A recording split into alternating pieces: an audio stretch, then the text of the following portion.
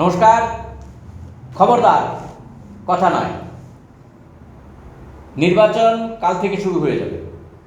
প্রথম দফা সারা ভারতবর্ষের 100-র ওপর আসন, 102টি আসনে, যার প্রায় 74টি আসন গ্রামীণ ভারতের ভোট হবে। এগুলি তথ্য প্রকাশিত হয়ে গিয়েছে। 94 কোটির ওপর মানুষ ভোট দেবে, 1 কোটির ওপর নতুন ভোটার, ইত্যাদি ইত্যাদি বিষয়গুলি আপনারা জানেন। আমরা যে বিষয়গুলি আজকে যে বিষয়টা নিয়ে আলোচনা করব সেটা হচ্ছে, জানেন তো, যে এই নির্বাচনের সমস্ত পুঙ্খানুপুঙ্খ রিপোর্ট আপনাদের কাছে যারা পৌঁছে দেন, তাদের এই পরিশ্রমের মাঝেও আমরা একটু সময় চেয়েছিলাম আমাদের সঙ্গে কথা বলার জন্য। আমরা পেয়েছি দুজনকে। আমাদের সংশয় ছিল যে এই পরিশ্রমের মাধ্যমেও মধ্যে থাকার পরিপ্রেক্ষিতে কতটুকু তারা আমাদের সময় দিতে পারবেন। আমরা কৃতজ্ঞতা জানাই খবরদার কথা নয়ের পক্ষ থেকে।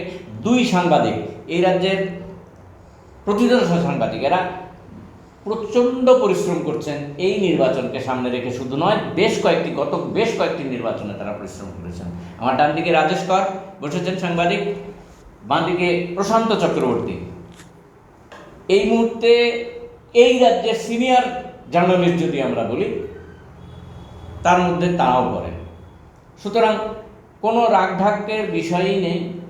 আমরা আর এদের সবচেয়ে বড় সুবিধা কি, স্পষ্ট কথাটা স্পষ্ট করে বলতে পারেন। হয়তো কেউ কেউ রাগ করে যেতে পারেন, কিন্তু এতে খুব একটা যায় আসে বলে আমার মনে হয় না। কারণ এই মুহূর্তে স্পষ্ট করে কথা বলার জন্য পরিবেশ দেখে কেউ কেউ বলেন, স্পষ্ট করে বলবেন না কেন, নির্ভয়ে কথা বলতে পারেন যদি পরিবেশটা তার অনুকূল হয়।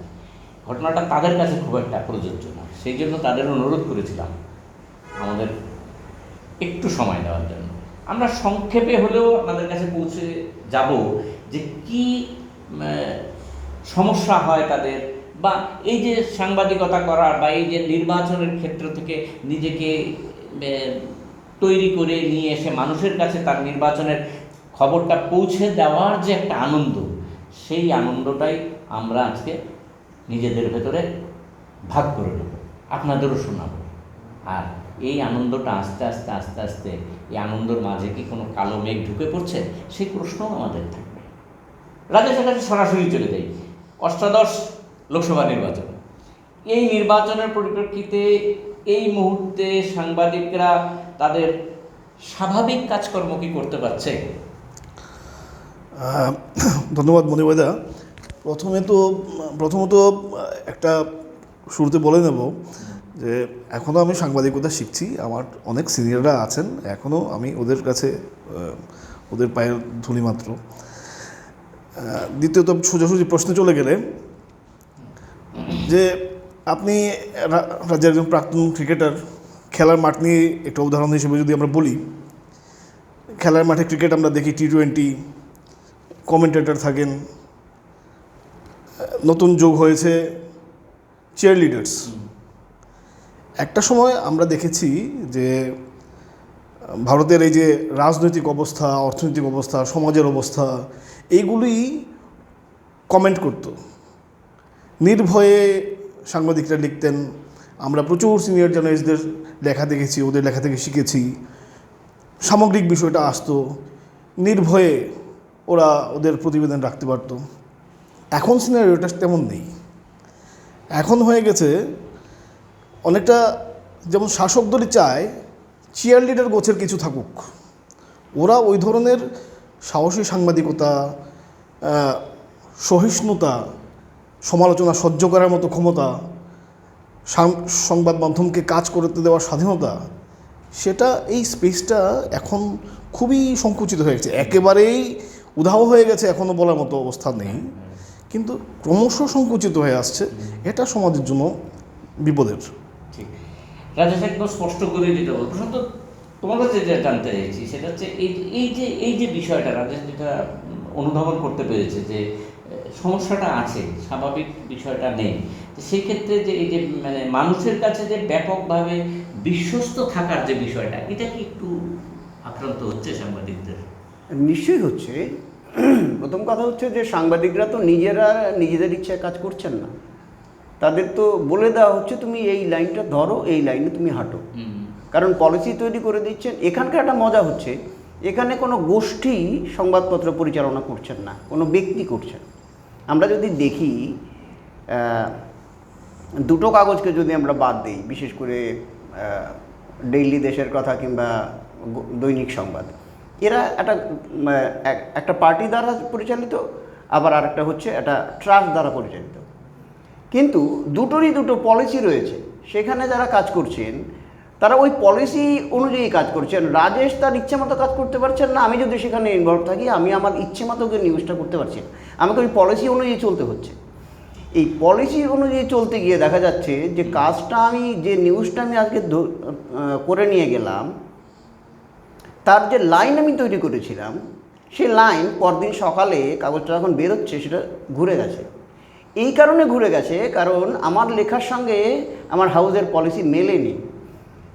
আরও যদি পরিষ্কার করে বলি, আমার হাউস কোনো একজন বা দুজনের কাছে দায়বদ্ধ হয়ে পড়েছেন, আর্থিকভাবে দায়বদ্ধ হয়ে পড়েছেন, না হলে তার অন্য কোনো সমস্যা থেকে তিনি দায়বদ্ধ হয়ে পড়েছেন। এটা হয়তোবা সবার ক্ষেত্রে ঠিক সমানভাবে প্রযোজ্য না হলেও কিছুটা তো বটেই। আমি একটা রাজনৈতিক দলের নেতার ভাষণকে আমি সমালোচনামূলকভাবে উপস্থাপন করলাম। আমার হাউস আমাকে বললো যে না, তুমি এটা করো না, কারণ ওই লোকটা আহত হবে, আহত হলে আমার ব্যবসা ক্ষতি হবে, আমার ব্যবসা ক্ষতি হলে আমি আর্থিকভাবে ক্ষতিগ্রস্ত হব। এই যে এই পলিসিটা আমরা গত বেশ কিছুদিন ধরে দেখে আসছি, এবং এই জায়গাটা থেকে আমাকে একটু পেছনে যেতে হচ্ছে। এই কারণে আমরা যখন দেখলাম যে দৈনিক দেশের কথার মধ্যে হামলা হলো, আমরা সবাই কিন্তু কথা বলতে পারলাম না, আমাদের সাংবাদিক ভাইরা সেখানে আক্রান্ত হয়ে গেল, আমরা কথা বলতে পারলাম না, আমরা ভয় পেয়েছি, কারণ আমাদের পেছনে যারা দাঁড়িয়ে রয়েছেন তারা রুষ্ট হবেন। ঠিক একই রকমভাবে প্রতিবাদী কলমে যখন আক্রমণ হলো, আমরা তখনও চুপ করে যেতে বাধ্য হলাম। কেন? কারণ আমরা রক্তচক্ষু দেখে ফেলেছিলাম যে আমাকে ঘর থেকে বেরোতে হবে, সাংবাদিকতা করতে হবে, আমাকে একটু মাইল্ড ওয়েতে কথাটা বলতে হবে, তাহলে আমার স্বাধীনতা কিন্তু ক্ষুণ্ণ হয়ে গেল। এই অবস্থাটা চলেছে। এটা মানুষের কাছে কি বিশ্বস্ত থাকা যাচ্ছে? না, মোটেও থাকা যাচ্ছে না। মানুষ বুঝতে পারছেন, এখন বুঝতে পারছেন, এই একটা সময় গ্যাপ হয়ে গেছে, মানুষ ধীরে ধীরে বুঝতে পারছেন যে কাগজটা এরকম লিখছে কেন, এই কাগজটা আগে তো এরকম লিখতো না, এই কাগজটা তো আরও বড়োভাবে মানুষের কথা বলার কথা ছিল, কেন বলতে পারছেন না। মানুষ এখন অনুধাবন করছেন যে নিশ্চয়ই এর মধ্যে অন্য কোনো সমস্যা তৈরি হয়েছে। বিশ্বস্ততার প্রশ্নটা তুলেছে রাজেশ। হ্যাঁ, নিশ্চয়ই। তো আপনি দেখুন, এই ত্রিপুরা রাজ্যে এমন ছিল না, মহাকরণ থেকে বসে মুখ্যমন্ত্রীর একজন ওএসডি পত্রিকা দপ্তরে ফোন করে বলছেন, নিউজ এজেন্সিকে বা কোনো একটা জাতীয় সংবাদ মাধ্যমের করেসপন্ডেন্টকে ফোন করে বলছেন যে এই খবরটা কেন হলো, ওটা কেন বের হয়েছে, এটা কেন দেওয়া হয়নি, এই সাইজটা কেন কম হলো, ওটা কেন বেশি হলো। দেখার জন্য তো লোক আছে। তো এই ধরনের যে পরিস্থিতি, এই ধরনের চাপের মধ্যে কেউ কেউ সাকাম করে যাচ্ছে। তার ফলে হচ্ছে কি, খবরটা ওই চিয়ারলিডারদের মতোই তালি বাজানোর মতো সে ধরনের হয়ে যাচ্ছে। কিন্তু মানুষের যে চাহিদা, সেটা মিট আপ ঠিক মতো করতে পারছে না বলেই মনে হয়। এবং তার ফলে দেখুন যে ট্রেডিশনাল মিডিয়া আছে, ট্রেডিশনাল মিডিয়া থেকে কিন্তু মানুষের আগ্রহ আস্তে আস্তে একটু ভাটার দিকে যাচ্ছে। এটা খুবই উদ্বেগের জায়গা। নিউজ পেপার্স বা ট্রেডিশনাল যে মিডিয়াগুলো আছে, এর বাইরে অনেকগুলো মিডিয়া ওগুলো দাঁড়িয়েছে এবং মানুষ ওদিকে যাচ্ছে। অথচ ইলেকট্রনিক মিডিয়ার সঙ্গে কিন্তু লড়াইটা ভয়ঙ্কর। 24 ঘন্টা পিছিয়ে থেকে প্রিন্ট মিডিয়াকে আরম্ভ করতে হচ্ছে, তাই না? একদম।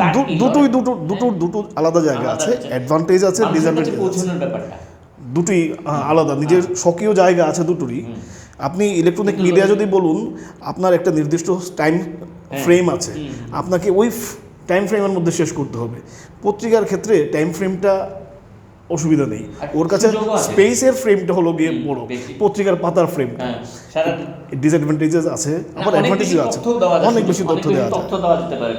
এবার একটু নির্বাচনের মানে প্রচারের বিষয়টা যায়। প্রচারের মানে জৌলুস বেড়েছে 7-এর দশক। আমি 78 প্রথম যখন যাই ইয়েতে, মানে বামফ্রন্টের একটা ইয়ে ছিল, প্রেস কনফারেন্স ছিল, বিপুল মজুমদারের, প্রসর্গীয় বিপুল মজুমদারের সঙ্গে গিয়েছিলাম। এখানে সমর মুখার্জি এসেছিলেন ইয়েতে, বামফ্রন্টের অফিসে প্রেস কনফারেন্স করলেন। ওই কারা কারা দাঁড়াবেন টাড়াবেন সব লিস্ট বার করলেন। ওই অভিজ্ঞতা থেকে বলছি আর কি, যে ওয়াল লেখন, তারপরে মানে কাগজের ওপর কালি দিয়ে ইয়ে করা, মানে পোস্টার করা ইত্যাদি, এই যে ব্যাপারটা সেটা তখন মনে হতো যে এটাও একটা বিশাল জৌলুস ব্যাপার। কিন্তু এখন ব্যাপারটা একটু অন্যরকম দাঁড়িয়ে গেছে, জৌলুসের পরিমাণটা বেড়েছে, ইলেকট্রনিক মিডিয়াতে বিজ্ঞাপনের ধরন পাল্টে গেছে, সমস্ত কিছু পাল্টে, দিনকে দিন যত এগোবে হয়তো আরও পাল্টাবে। এরপরে মানে হয়তো ক্যামেরার মাঝখান দিয়েই হয়তো এমন দিন চলে আসবে যে আঙুল দেখিয়ে কাউকে দেখিয়ে দেওয়া যাচ্ছে, ক্যামেরার ফাঁক দিয়ে চলে আসছে, যে সেঞ্চুরি করলো তার হাতও বেরিয়ে আসতে পারে, এরকম হয়ে যেতে পারে কয়েকদিন পরে। এরকম এই সঙ্গে সঙ্গে যেটা আমার জানার বিষয় আর কি দুজনের কাছে, এই যে প্রচারের মাঝখানে আক্রমণাত্মক মেজাজ, প্রচার একজন বক্তা বক্তব্য আক্রমণাত্মক মেজাজ, তার সঙ্গে শালীনতা হারিয়ে যাওয়া, এটাও কি একটা ব্যাপক পরিমাণে আধুনিকতা পেয়ে যাচ্ছে, যা সাংবাদিকরা লিখতে গেলেও সমস্যার মধ্যে পড়ছে? রাজেশ কি বলবেন? যে আমরা একজন বিখ্যাত অভিনেতাকে জানি, শাহরুখ খান, ওনার ব্যাক অফিসে একটা পিআর অফিস থাকে, একটা পিআর অফিস ওনার পেছনে কাজ করে, কি বলবেন, কোথায় হাত নাড়াবেন বা ইত্যাদি গোছের আর কি। তো এটা দেখেছি বড় বড় যে সেলিব্রিটিরা আছে ওরা করছেন, ওদের পাবলিক রিলেশন মেনটেন করছে একটা অফিস। আমি সাংবাদিকতা যখন শুরু করি, অন্তত রাজনৈতিক দলের কোনো নেতা, কোনো রাজনৈতিক দলের এই ধরনের প্র্যাকটিস নিজেরা শুরু করেছেন দেখিনি। কিন্তু এখন দেখছি রাজনৈতিক নেতারা প্রত্যেকে কেউ কেউ মানে একটা স্তরের, তারা নিজেদের পেছনে একটা পিআর অফিস রাখছে। একজন ক্যামেরাম্যান ঘুরবে, ক্যামেরাম্যান আছে যারা লেখেন, কয়েকজন সাংবাদিক ওরা জায়গা করে দিচ্ছেন। তো একদম দিল্লি থেকে ত্রিপুরা আগরতলা পর্যন্ত দেখা যাচ্ছে, মনে হচ্ছে এটা এই ভাইরাসটা দিল্লি থেকেই এসছে। তো এই ধরনের দেখা যাচ্ছে, কিন্তু এর আউটপুটটাও কী হচ্ছে? যদি আপনি একটা আপনার পেছনে একটা ভালো পিআর অফিস রাখেন, একটা ভালো আউটপুট থাকবে, এটাই তো প্রত্যাশিত।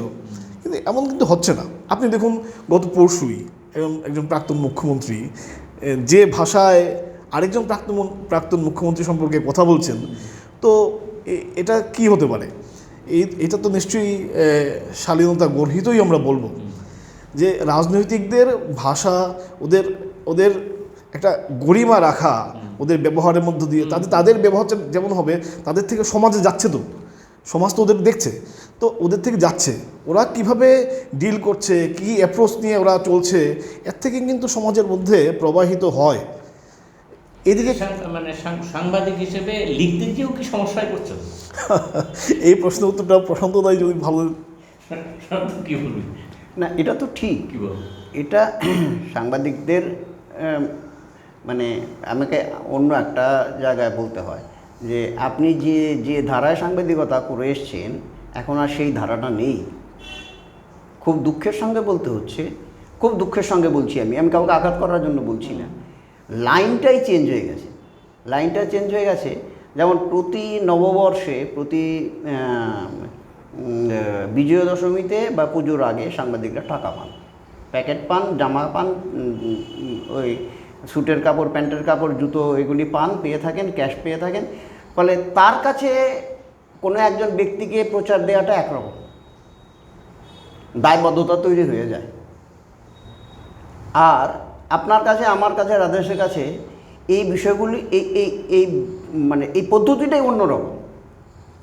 যেটা আজকে এই আপনি যেটা বললেন যে ইলেকট্রনিক মিডিয়া বা ইত্যাদি ইত্যাদি, এখন আজকে শুনলাম আর্টিফিশিয়াল ইন্টেলিজেন্সকে কেউ ব্যবহার করতে শুরু করেছেন, এবং গতকালকেও করেছেন, যে তিনি পাশে বক্তৃতা করছেন, তিনি দৌড়চ্ছেন, তার পেছনে গদা নিয়ে একজন বিশাল বলশালী লোক আছে তাকে সাপোর্ট করার জন্য। এই যে বিষয়টা দেখাচ্ছেন, দেখিয়ে এটাকে বলছে এন্টারটেইনিং পাবলিসিটি। এন্টারটেইনিং পাবলিসিটিটা দিয়ে দিয়ে দিয়ে দিয়ে মানুষের মনে ঢোকার যে চেষ্টা, এই এত কিছু, এই খবরের কাগজ, ইলেকট্রনিক মিডিয়া, এত কিছুর পরেও, এআই, এত কিছুর পরেও দেখা যাচ্ছে মানুষের কাছে আমাদের যে যে যে বিশ্বস্ত একটা ভূমিকা ছিল সেটা কমে গেছে। মানুষ এখন বলছে যে না, তোমাদের এই পত্রিকা পড়েও আমার বিশ্বাস হচ্ছে না, তোমার এই টিভিতে দেখেও আমার বিশ্বাস হচ্ছে না, আমি বরং সোশ্যাল মিডিয়াতে ওই লোকের ওই কথাটা কি করে বলেছে সেটা শুনে নেব।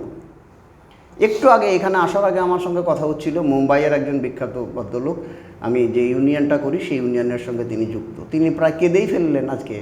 তিনি দেশের একজন খুব আমি বলবো সৎ রাজনীতিবিদ, অন্ততপক্ষে সবাই জানেন, নীতিন গাডকারি, তিনি আজকে একটি রোড শো করেছেন। গুনে গুনে 50টা লোক নেই রোড শোতে। এই ভদ্রলোক নীতিন গাডকারির খুব ক্লোজ। তিনি কেঁদেই বললেন যে যদি এটা যদি কাগজে লিখতো বিশ্বাস করতাম না, বলতাম যে এটা ওর শত্রুরা লিখেছে, কিন্তু চোখে দেখলাম নীতিন গাডকারির গাড়ির দুপাশে 50খানা লোকও নেই। তিনি একটা ভারতবর্ষের 1 নম্বর সবচেয়ে প্রতিষ্ঠিত মন্ত্রী। তো বলছে যে এই তোমাদের এই তাহলে কি হচ্ছে, তাহলে সমস্ত খবরের কাগজ, ইলেকট্রনিক মিডিয়া, সবার প্রতি মানুষের বিশ্বাসটা কমে গেছে। এই এত কিছু চাকচিক্যের পরেও মানুষের কাছে পৌঁছানো যাচ্ছে না। কেন যাচ্ছে না? মানুষ মনে করছেন, যেমন কিছুদিন আগে আমাদের রাজ্যের প্রাক্তন মুখ্যমন্ত্রী মানিক সরকার একটা জায়গায় ভাষণ দিচ্ছিলেন, মানুষ বেরিয়ে এসে বলছিলেন এখনও মানিকদার কথা শোনা যায়। আমি মানিকদা বললাম, আমি কোট আনকোট, ওনারা বলেছেন বলে মানিকদা শব্দটা বললাম, আমি মানিকদা বলি না। ওরা বলছেন এখনও ওনার কথা শুনতে ভালো লাগে। আবার গতকালকে আরেকজন ভাষণ দিয়েছেন, একটা ইস্তাহারকে নিয়ে মন্তব্য করেছেন, তার সম্পর্কে মানুষের বক্তব্যটা অন্যরকম। তাহলে কি হচ্ছে, আমি যে পৌঁছানোর চেষ্টা করছি মানুষের কাছে, দেখতে হবে কোন আমার পৌঁছানোটা কোন হইতে হচ্ছে, পজিটিভলি নিচ্ছে না নেগেটিভলি নিচ্ছে। দেখা যাচ্ছে আমাদের এই এত কিছু চাকচুক্য সবটাই নেগেটিভ হয়ে যাচ্ছে।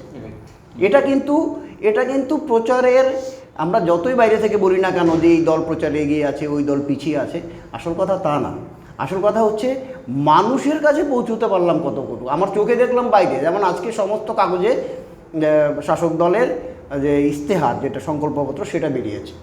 আবার এক ভদ্রলোক, আমি যে আজকে যার সঙ্গে কথা বলছিলাম, তিনি বলছিলেন কংগ্রেসের বিজ্ঞাপন ছাপতে কাগজগুলো অস্বীকার করছে। তো তার মানে কি এই যে কংগ্রেসের যে ইস্তেহার সেটা মানুষের কাছে পৌঁছবে না? তা তো না। কংগ্রেসের ইস্তেহার পৌঁছবে, কীভাবে পৌঁছবে? সোশ্যাল মিডিয়ায় পৌঁছে যাচ্ছে। তাহলে এই চাকচিক্য দিয়েও আমার কোনো কাজ হলো না। এক একটা বিজ্ঞাপনে 16 লক্ষ 17 লক্ষ টাকা একদিনে 1 পেজে নিচ্ছে কাগজগুলো, দি হিন্দু, টাইমস অফ ইন্ডিয়া। এই টাকাটা খরচ করে আমার যতটুকু পৌঁছতে পারলাম, তার থেকে বেশি পৌঁছতে পেরেছি আমি সোশ্যাল মিডিয়া। প্রচারের এই ধরনটা বড় অদ্ভুত, পাল্টে যাচ্ছে সমস্ত কিছু। বিশ্বাসযোগ্যতাটা আমরা এই জায়গায় নিয়ে গেছি, এতটা কমে গেছে। একটা সময় তো আমি, ধরুন আপনি একজন রাজনীতিবিদ, আমি একজন পত্রিকার মালিক, আপনি আমার চেয়ে বয়সে ছোট, আপনি আমাকে বাবা জ্ঞানে পুজো করতে শুরু করলেন, ফলে আপনি অ্যাডভান্টেজ পেলেন, প্রচার পেলেন। কিন্তু এগুলি তো দীর্ঘস্থায়ী না, এটি কমে যায়, এটি থাকে না। ঠিক। আমরা পরবর্তী আরেকটা এই বিষয়ে আরেকটা পয়েন্ট আমি যোগ করতে চাই, যে এই প্রচারের ধরন নিয়ে যে বলছিলেন, আমার কলেজ পিরিয়ডে আমি দেখেছি তখনকার যে নির্বাচনগুলো হতো, এই আলতার লেখা পোস্টার দেখেছি, আলতা দিয়ে নিউজ প্রিন্টের উপর আলতা দিয়ে পোস্টার। এখন কি হচ্ছে, আপনি ফেসবুকে আপনি পাবেনই, ফেসবুক বা অন্যান্য যে সোশ্যাল মিডিয়া হ্যান্ডেলগুলো আছে, ওখানে আপনি রাজনৈতিক দলের প্রচার পাবেন। নতুন যোগ হচ্ছে এই যে এন্টারটেনমেন্ট প্ল্যাটফর্ম আছে, ওটিটিগুলোর মধ্যে দেখুন ক্যাম্পেইন শুরু হয়ে গেছে। আপনি কোনো একটা ওটিটি খুললে প্রথম একটা চেহারা ফুটে উঠবে, তার সঙ্গে একটা ভাষ্য যাবে। তো এই যে আলতা দিয়ে লেখা, সেখান থেকে এই ওটিটি পর্যন্ত কস্ট কিন্তু সারপ্লাস হচ্ছে, বিশাল খরচ। আপনি আগরতলায় বসে বাংলাদেশের কোনো ওয়েবসাইট খুলুন, ওখানে দেখবেন ভারতের নির্বাচনের বিজ্ঞাপন। তো ভারতের নির্বাচনের বিজ্ঞাপন তো আর বাংলাদেশের ওয়েবসাইট ছাপাচ্ছে না, ওটা গুগল দিচ্ছে, ওখান থেকে স্পেস নিচ্ছে। এই যে টোটালটা করার জন্য একটা বিশাল খরচ, কোটি কোটি টাকার খরচ, এই ফান্ড আসে কোথা থেকে? ওই ইলেকট্রাল বোর্ড থেকে আসছে। কাছে প্রশান্ত কাছে একটা ব্যাপারে যে জায়গায় গেলাম, এই সমস্ত এই যে এতগুলি প্রশ্নের অবতারণা তুমি করলে, ইন্টারেস্টিং ঘটনাটা ঠিক যে এই মুহূর্তে যে আমরা সাংবাদিকরা যে যাই, রাজনীতিবিদদের কাছে যাই, প্রশ্ন করার যে দক্ষতাটা, এটা অনেকটাই যেমন আমরা পেছনে রয়েছি, এবং প্রশ্ন অনেক বেশি আমরা বিরোধী দলকে করছি, কিন্তু ক্ষমতাকে বা সরকারি ক্ষমতায় যারা রয়েছেন তাদের আমরা কম করছি। এই যে বিষয়টা, আগে তো মানে দেখা গেছে যে হ্যাঁ এটা ঠিক, প্রধানমন্ত্রী খুব বেশি সাংবাদিকদের কাছাকাছি আসছেন না, তার দেখা দেখি অনেকেই এটা করছেন। এটা কি এই মুহূর্তে সংবাদ জগতের ক্ষেত্রে খুব সমস্যা হচ্ছে, না এটা নিজে থেকেই রাজনীতিবিদরা বেকায়দায় করে যাচ্ছেন? আর বিরোধী দলকে বেশি প্রশ্ন করা, এতে তো বিরোধী দলকে বেশি অ্যাডভান্টেজ দিয়ে দেওয়া, তাই কি হচ্ছে? একদম ঠিক। আমি বিরোধীদের যত বেশি প্রশ্ন করব, বিরোধীরা প্রচার তত পাবে। এটা নেগেটিভই হোক পজিটিভই হোক, এটার ইতিবাচক দিকটাই বেশি যদি আমি বিরোধীদের বেশি প্রশ্ন করি। এবার কথা হচ্ছে যে আমরা শাসক দলকে, যারা ক্ষমতায় রয়েছেন তাদের কেন কম প্রশ্ন করছি, বিরোধীদের কেন করছি, দুটো জিনিস আমি মনে করি। প্রথমটা যেটা বলেছিলাম, প্রথম কথা হচ্ছে এটা কেউ যদি রাগ হন তাহলেও আমার কিছু করার নেই, বাস্তবটা সত্য হচ্ছে এটাই, সেটা হচ্ছে গার্ডস থাকতে হবে। আমি সাংবাদিকতা করব, লেখাপড়া করব না, আমি টোটাল বিষয়টার উপরে আমার কোনো অথরিটি থাকবে না, আমি জানবো না, তাই প্রশ্নটা করব কী করে, এক নম্বর কথা। দু নম্বর কথা হচ্ছে আমাকে বুঝতে হবে এই প্রশ্নটা করে যে উত্তরটা পাবো সেটা আমার কাগজ ছাপাবে কিনা। তা আমার যদি না হয়, আমার কাগজ, আমি যে প্রশ্ন করে উত্তরটা পেলাম সেটা যদি আমার কাগজে ছাপাই না হলো, তাহলে আমি করে কী লাভ হবে? এটা হচ্ছে এক নম্বর দিক। দু নম্বর হচ্ছে বিরোধীরা সবসময়ই আমি দেখেছি এটা, এই যে দীর্ঘ 25 বছর ক্ষমতায় ছিল বামফ্রন্ট, তখনও দেখেছি বিরোধীরা কিন্তু প্রচারটা বেশি পেয়েছে, বরং নেগেটিভ প্রচারের শিকার হয়েছে ক্ষমতাসীন দল। এখন নেগেটিভ প্রচার করার জন্য এই প্রশ্নগুলোর পুরো উত্তর দিতে গেলে আপনাকে আরেকটা অ্যাঙ্গেল দেখতে হবে। কি ব্যাপার? সেটা হচ্ছে যেটা প্রথমে বলেছিলাম যে হাউজের পলিসিগুলো চেঞ্জ হয়ে গেছে, হাউজের পলিসিগুলোর আগের জায়গায় নেই। যে আমরা দেখেছি যে 25 বছর বামফ্রন্টের সময় দেখেছি বামফ্রন্টকে অ্যাটাক করেছে কাগজগুলো, তাদের নেতিবাচক দিকগুলো খুঁজে খুঁজে বের করে প্রতিদিন ছাপানো হয়েছে। এর মধ্যে মিথ্যে যতটুকু ছিল সত্যি তার চেয়ে কম ছিল, বেশি ছিল মিথ্যেটা, সে আরেকটা দিক। কিন্তু এখন তো বলেই দেওয়া হচ্ছে যে আমরা এই পলিসিতেই হাঁটবো, তুমি এই পলিসিতেই কাজ করো, ফলে টার্গেটটা হয়ে যাচ্ছে বিরোধীরা। কিন্তু এটা করতে গিয়ে বিরোধীদের কথাটা বারবার বলতে হচ্ছে, অমুক বাবু অমুক কথা বলেছেন, অমুক বাবু অমুক কথা বলেছেন, বলে অমুক বাবুর নামটা একবারের জায়গায় 100 বার বলতে হচ্ছে, ফলে ওই নামটা প্রচার হয়ে যাচ্ছে বেশি। এটা বোধহয় কী বলবো, এটা এক ধরনের অশিক্ষা, এক ধরনের, এটাকে কীভাবে ব্যাখ্যা করবো, এটা যে না জানা, অজ্ঞতা, তারই প্রমাণ। এই প্রসঙ্গে আমি প্রশ্নটা দিয়ে নিই। আমি কিছুদিন আগে, 2-1 দিন আগে এএনআইয়ের সঙ্গে একটা ইন্টারভিউ ভারতের প্রধানমন্ত্রী দিচ্ছিলেন, পত্রপত্রিকায় যেটা বেরিয়েছে, আমি ওইটাই পড়েছি। পড়তে গিয়ে আমি কিন্তু কোনো প্রশ্ন পেলাম না আসলে, ওনার রিপ্লাইগুলি এসছে, আমার মনে হচ্ছে যে হয়তো এই প্রশ্নের উত্তরে উনি দিয়েছেন। কিছু কিছু উত্তর পড়তে গিয়ে আমি আসলে এটার থেকে কী প্রশ্ন হলো তাই বুঝতে পারলাম না। এটা হয়তো আমার অজ্ঞতা। এই যে বিষয়গুলি, এই যে প্রশ্ন করার যে বিষয়টা, সরকারকে প্রশ্ন করা, ক্ষমতাসীনকে প্রশ্ন করার যে সুবিধা বা অসুবিধা, বা বিরোধীকে প্রশ্ন করার বেশি সুবিধা, এটা কি বিরোধীদের বেশি অ্যাডভান্টেজ দিচ্ছে? দেখুন, আপনার এই জিজ্ঞাসাটার মীমাংসা করে দেয় এই যে আমাদের যে প্ল্যাটফর্মে বসে আছি, এই আপনার যে পেছনে লেখা যে খবরদার কথা নয়, হ্যাঁ, এই সবচেয়ে বেশি বলছি, সেই নিশ্চয়ই গার্ডস আছে, গার্ডসের কথা বলছেন, আছে দেখেই বলছেন।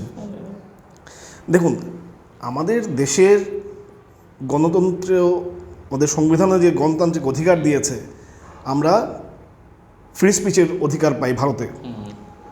আমাদের এরকম অনেকগুলো রাইটস আছে, সিভিল রাইটস আছে। এই জায়গাগুলো কিন্তু আস্তে আস্তে খর্ব হয়ে আসছে। সংবাদ মাধ্যমে এই ব্যাপারটা কীভাবে এসছে, একটা উদাহরণ যদি আপনি দেখুন, এই যে 25 বছরের সরকারের কথা বলছিলেন প্রশান্তদা, তখন মহাকরণে সাংবাদিকরা যেতেন কাভারেজের জন্য, বিভিন্ন মন্ত্রী বা সেক্রেটারি, ওদের অফিস, মহাকরণ, সারা রাজ্যের পলিসি এবং সিদ্ধান্ত ওখান থেকে ঠিক নির্ধারিত হয়। ওখানে ওটা একটা বিশেষ খবরের জায়গা। এই আগের 25 বছরে বিভিন্ন পত্রিকা বা ইলেকট্রনিক মিডিয়ার সাংবাদিকরা ওদের অবাধ যাতায়াত ছিল। সাংবাদিকদের মধ্যেও তো ওরা যখন সাংবাদিকরা যখন ভোট দেয় নিশ্চয়ই কেউ না কেউ কোন না কোনো মতো দর্শককে ভোট দিয়ে বা রাখতে পারেন, কিন্তু ওখানে কিন্তু প্রফেশনাল জায়গায় তার কোনো এফেক্ট ছিল না, সবাই মুভ করতে পারতেন। এই যখন 18-র পরে সরকারটা বদল হলো, মতবিরোধ হতো কিন্তু যাওয়ার সুযোগ ছিল, ছিল, ওরা খবর করতেন, সমালোচনা করতে পারতেন, তথ্যে অ্যাক্সেস ছিল আপনার, আপনি যেতে পারতেন। আস্তে আস্তে দরজাটা কী করে বন্ধ হয় দেখুন। প্রথম 1 মাস 2 মাসের মাথায় 3rd ফ্লোরে যে মুখ্যমন্ত্রীর অফিস আছে এই করিডোর দিয়ে সাংবাদিকদের যাতায়াত বন্ধ করে দেয় সরকার। এটা হলো ফার্স্ট অ্যাটেম্প্ট মহাকরণে সাংবাদিকদের মুভমেন্টটাকে আটকাবার জন্য। তারপর আস্তে আস্তে 1টা-2টোর সময় মুখ্যমন্ত্রী কাজ করে বেরোচ্ছেন, সেটাও তো সাংবাদিকদের প্রচারের ভেতরে এসেছিল প্রথম দিন। ওই যে বলছিলাম না পিআর অফিস, এখানে ওই দিল্লির যে ভাইরাসটা এসছে, কেউ নিজের পেছনে পিআর অফিস রাখছেন, একদল ছেলে মেয়ে রয়েছেন যারা কাজ করছেন, শুধু ওদেরই অ্যাক্সেস আর কি। সমস্ত পত্রিকা বা চ্যানেলগুলোর সাংবাদিকরা অ্যাক্সেস করতে পারবেন তেমন না, কিন্তু না, আর একটা 1টা-2টোর সময় তখন তো পত্রিকা শেষ হয়ে যায়। তো এইভাবে মহাকরণ থেকে শুরু হয়েছে, আস্তে আস্তে জায়গাটা খর্ব করা হচ্ছে। আপনি দেখুন আজকে 2.5 বছরের উপর হয়ে গেল ত্রিপুরা ইনফরমেশনের কমিশনারের যে পোস্টটা, ইনফরমেশন কমিশনের যে চেয়ারম্যানের পোস্টটা খালি পড়ে আছে। সমস্ত দপ্তরে আরটিআইয়ের যে অ্যাপ্লিকেশন আপনি দিন, পাহাড় জমা পড়ে থাকে, সুবিধা অনুযায়ী উত্তর দেওয়া হয়। বিধানসভায় দেখুন, বিধানসভার মধ্যে রেস্ট্রিক্ট করে দিচ্ছে, আমি 3 বছরের উত্তর দেব, 3 বছর পর্যন্ত তথ্য দেবো, এর আগের তথ্য আমি দেবো না, 3 বছরের বেশি উত্তর দেবো না, রেস্ট্রিকশন নিয়ে আসা হচ্ছে। তো তথ্যের যে জায়গাটা, তথ্যের উপর যে অ্যাক্সেস দেওয়া হয়েছিল, এবং সেটা 2005-এর রাইট টু এডুকেশন অ্যাক্ট আনার পর যেটা আরও বেড়েছিল, সেটা কিন্তু খর্ব হচ্ছে। সমস্যা বাড়ছে কি সাংবাদিকদের? নিশ্চয়ই। আপনি যখন অ্যাক্সেস করতে পারবেন না, আপনি যখন তথ্যে অ্যাক্সেস করতে পারবেন না, আপনি প্রশ্ন করবেন কি করে? 1 নম্বর। 2 নম্বর হলো জবাব তো পাওয়া যাবে না। 2 নম্বরে প্রশ্ন করলেও ঝামেলা আছে। পার্টিকুলার একটা ছিল, সবাইকে খবর দেওয়া হতো, 5-6 মাস 1 বছর এমনভাবে চললো যে সাংবাদিক সম্মেলনের খবর, মহাকরণের সাংবাদিক সম্মেলন করবেন, একটা সবাইকে খবর দেওয়া হতো। আস্তে আস্তে এটা গুটিয়ে আনা হয়েছে, সীমাবদ্ধ, পছন্দের কাউকে খবর দেওয়া হয়, সবাইকে খবর দেওয়া হয় না। বা খবরটা সবাইকে এমন সময় দিল, ধরুন সাংবাদিক সম্মেলন 1:30টায়, খবর আপনাকে দেবে 1টায়, 30 মিনিটে গিয়ে পৌঁছতে পারবেন না আপনি। এটা কি মানে এমন তো না, এটা কি মাননীয় মন্ত্রী সব পত্রিকা পড়তে পারেন না দেখেই, না সুযোগ থাকে না দেখি, মানে একটু কনসাইল ওয়েতে নিয়ে এলাম, 3টে পত্রিকা পড়লে সুবিধা হয়, এরকম বিষয় কি থাকে? এটা পছন্দের, আগে দেখি। এটা হলো গিয়ে ওই যে বলছিলাম যে ওরা অ্যাকচুয়ালি চেয়ার লিজার চায়, ওরা ফ্রি প্রেস চায় না। ফ্রি প্রেস বলতে এখানে আরেকটা কথা বলতে হয়, ফ্রি প্রেস বলতে কিন্তু আপনি ভাববেন না মানে সংবাদপত্রের স্বাধীনতা মানে সাংবাদিকদের স্বাধীনতা। সংবাদপত্রের স্বাধীনতা সাংবাদিকদের স্বাধীনতা না, সংবাদপত্র যারা পরিচালনা করছেন, ম্যানেজমেন্ট, তাদের স্বাধীনতাটাই বেশি।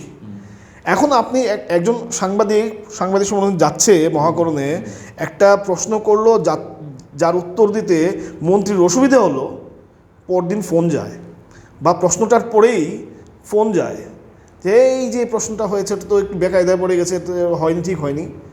তো ওই যে ম্যানেজমেন্ট থেকেও যায় নিশ্চয়ই, যারা পত্রিকা পরিচালনা করেন, সেই যে উপর থেকে এলো, এটা প্রবাহিত হয়তো ওইটুকু পর্যন্ত যায়। এটা একটু সমস্যা বাড়াচ্ছে তোমার, এটার কন্টিনিউশনে তুমি যদি একটু বলো যে এর পরিপ্রেক্ষিতে সংবাদ মাধ্যমের নিরপেক্ষতা কি প্রশ্নের মুখে পড়ছে বেরিয়ে আসার পর?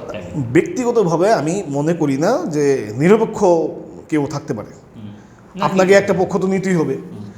ধরুন আপনি কেউ তো অ্যাডভার্টাইজমেন্ট করে বলো আমি শুধু ভগবানকে ভয় পাই আর কাউকে ভয় পাই না, আমি নিরপেক্ষ, এটা তো অবশ্য অ্যাডভার্টাইজমেন্ট করে বলতে হয়, নাহলে বোঝা যায় না, এটা ঠিক। কিন্তু ঘটনাটা এটা এরকম, এটাও দেখা অনেকে বলে, আমার মনে হয় না যে নিরপেক্ষতা বলে কিছু আছে, কিন্তু মানে আমার মনে হয় যে তুমি কর্তব্যপরায়ণ থাকো। আমি আমার তথ্য, সত্যনিষ্ঠ বস্তুনিষ্ঠ তথ্য পাঠকদের কাছে নেয়া, দর্শকদের কাছে নেয়া আমার কর্তব্য।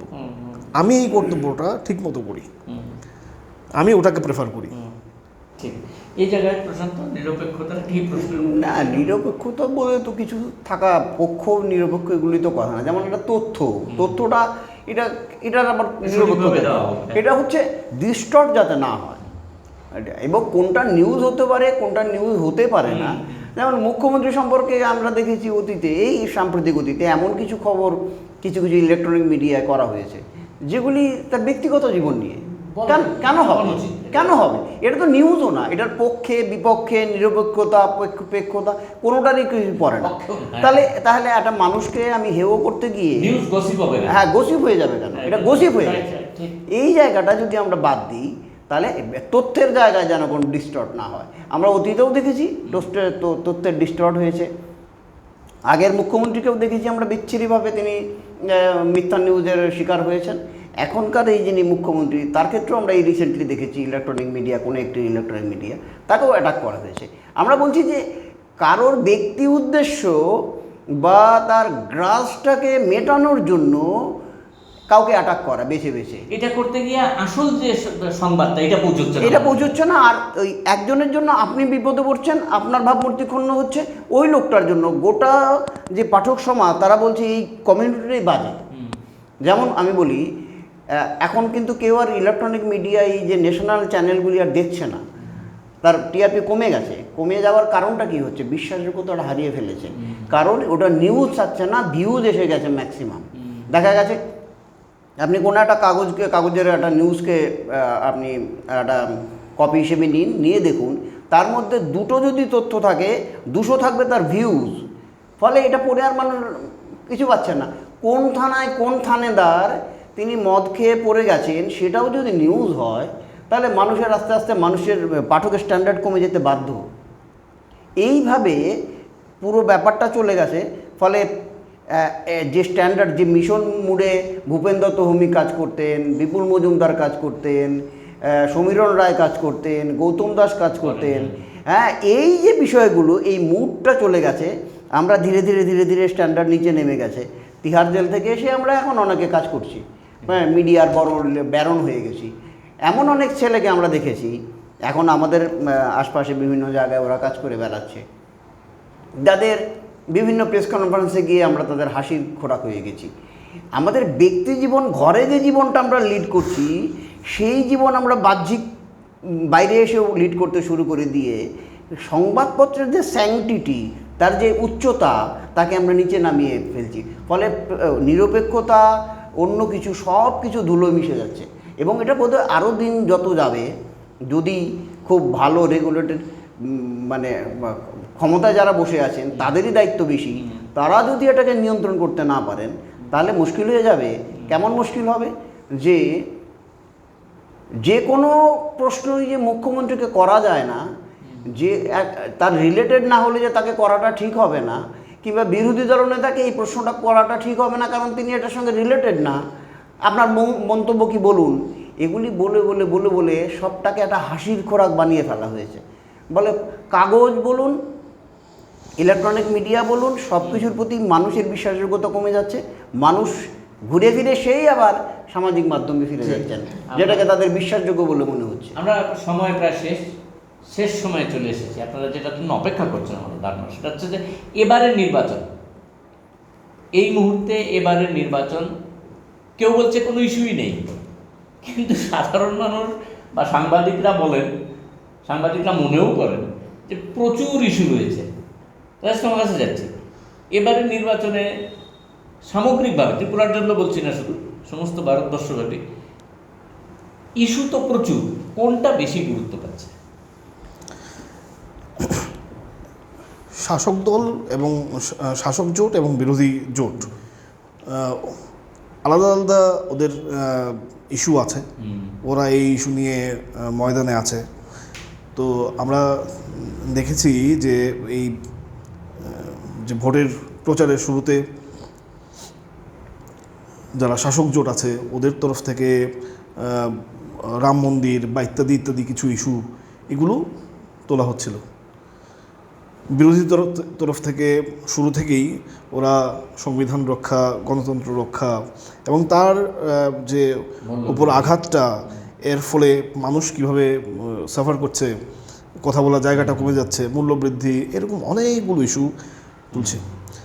সামগ্রিকভাবে দেখলে শাসকদের চেয়ে বিরোধীদের কাছে ইস্যু অনেক বেশি। যেমন স্বাভাবিকভাবে দেখা হয় 10 বছর শাসক জোট এখন আছে সরকারে দিল্লির, তো সেখানে ওরা কি করেছে ওটার একটা ফিরিস্তি দেবে, ওরা একটা ছাপিয়েছেও, কিন্তু ওই জায়গায় আজকে ত্রিপুরার গত 7 দিনের আপনি ক্যাম্পেইন যদি দেখেন, আপনি ওরা 10 বছরে কি করেছে এর চেয়ে বেশি আছে এখানে বিরোধীদের জোটবদ্ধ হওয়া, স্পেশালি গত 1 সপ্তাহ এবং 10 দিন ধরে। বাকি সব কিছু ভুলে আমি খুব অবাক, আমি নিজেও গেছি।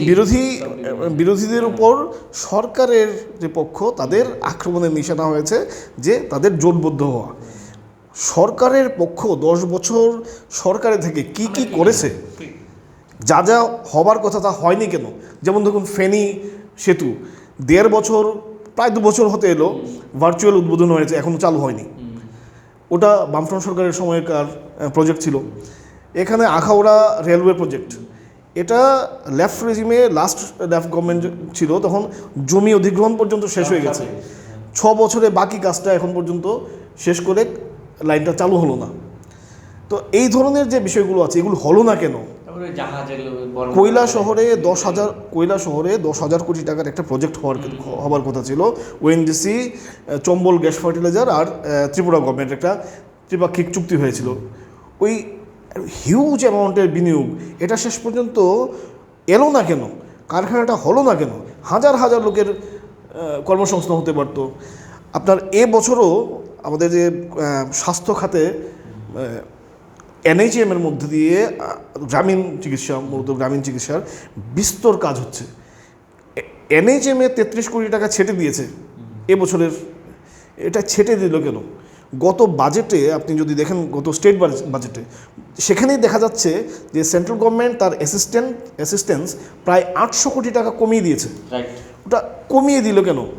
এর কোনো ব্যাখ্যা নেই।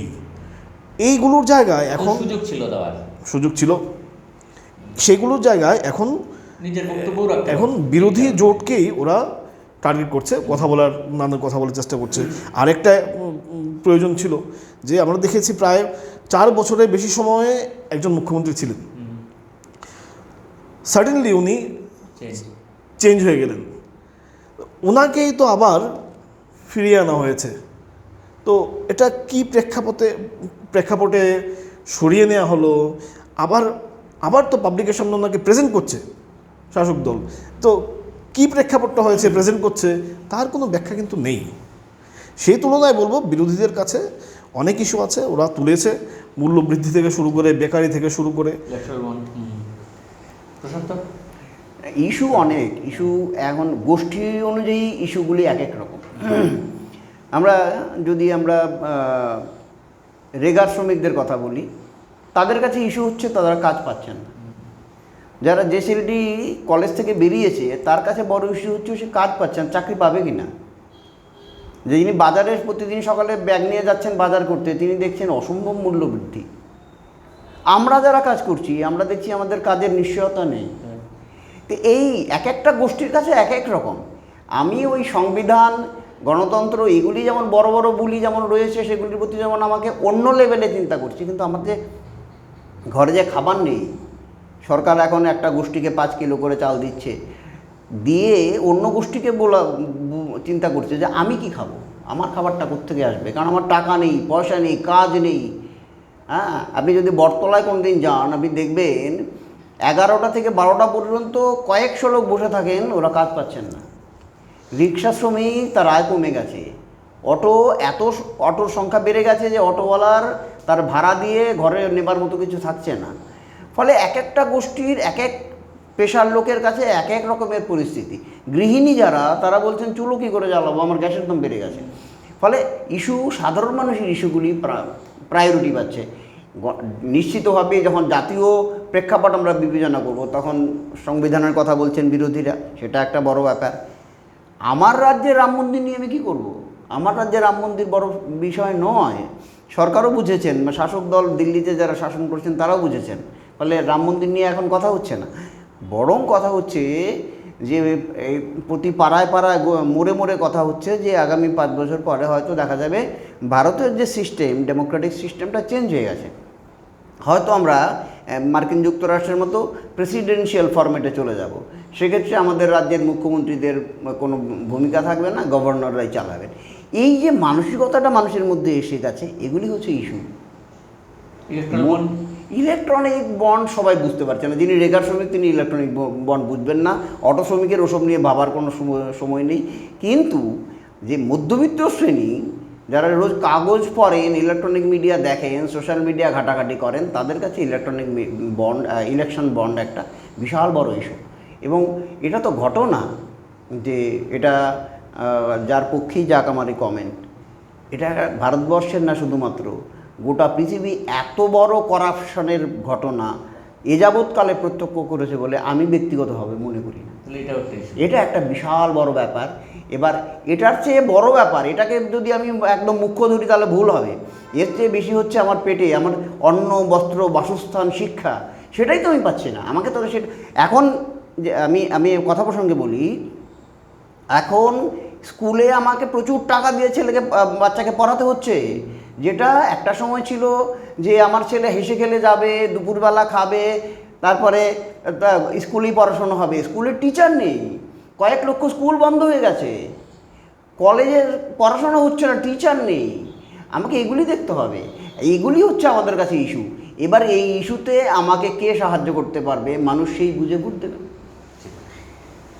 দুই সাংবাদিক বন্ধুকে পাওয়ার পরিপ্রেক্ষিতে অনেক বিষয় আমরা জানলাম।